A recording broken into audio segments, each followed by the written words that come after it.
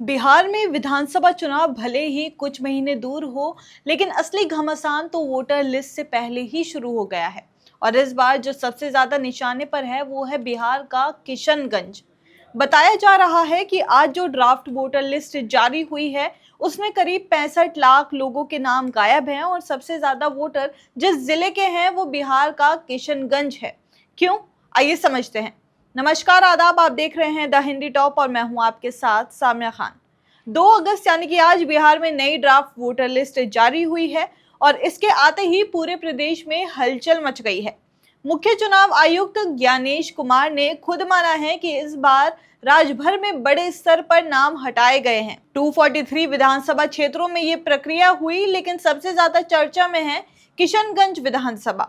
दरअसल ये इलाका बिहार के सीमांचल क्षेत्र में आता है और ये नेपाल और पश्चिम बंगाल की सीमाओं से सटा हुआ है। इतना ही नहीं, ये बांग्लादेश के भी बेहद नजदीक है और यही इस पूरे विवाद की असली जड़ है।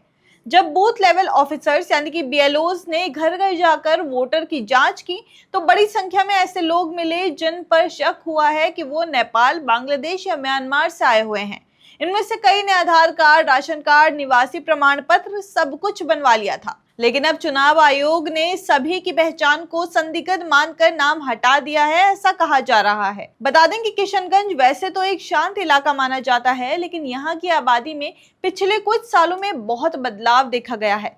यहाँ बड़ी संख्या में प्रवासी मजदूर आते हैं, सीमा पार से लोग आकर बसते हैं और यही वजह है कि यहाँ वोटर वेरिफिकेशन एक जटिल प्रक्रिया बन गई है। सूत्रों के मुताबिक सिर्फ किशनगंज विधानसभा में ही हजारों नाम ड्राफ्ट लिस्ट से हटा दिए गए हैं और आगे और भी हट सकते हैं।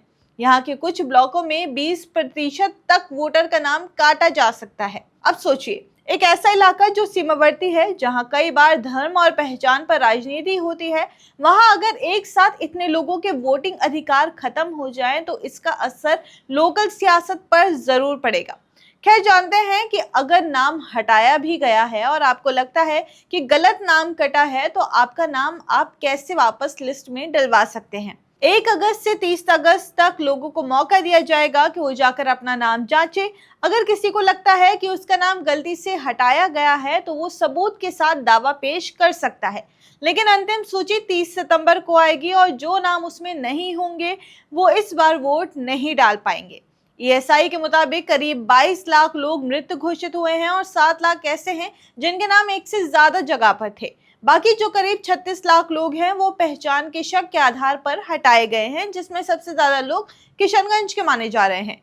जिनको नहीं पता उनको बता दूं कि किशनगंज मुस्लिम बहुल इलाका है और यहाँ की राजनीति हमेशा से धर्म आधारित वोट बैंक पर टिकी रही है।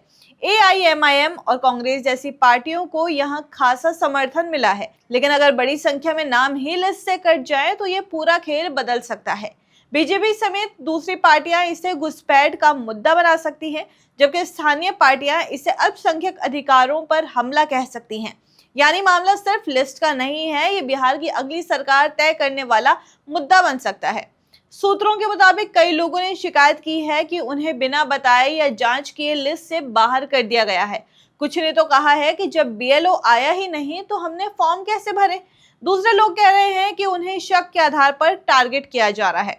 अब इस पूरे मामले में सच्चाई क्या है ये तो जांच के बाद ही पता चलेगा, लेकिन एक बात साफ है कि किशनगंज का आम वोटर फिलहाल घबराया हुआ है। तो अगर आप बिहार, खासकर किशनगंज से हैं तो अभी ही जाकर ड्राफ्ट वोटर लिस्ट चेक करें। अगर आपका नाम नहीं है तो तुरंत फॉर्म भरें।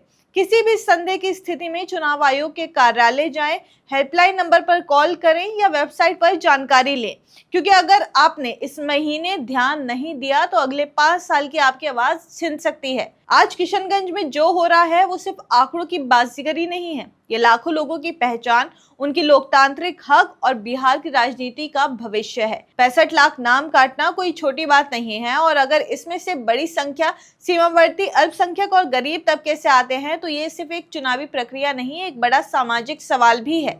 तो वक्त है जागने का। नाम देखें, दावा करें, सबूत दें और अपना हक वापस लें, क्योंकि अगर आप खामोश रहे तो अगली बार आपके पास वोट डालने का भी हक नहीं होगा।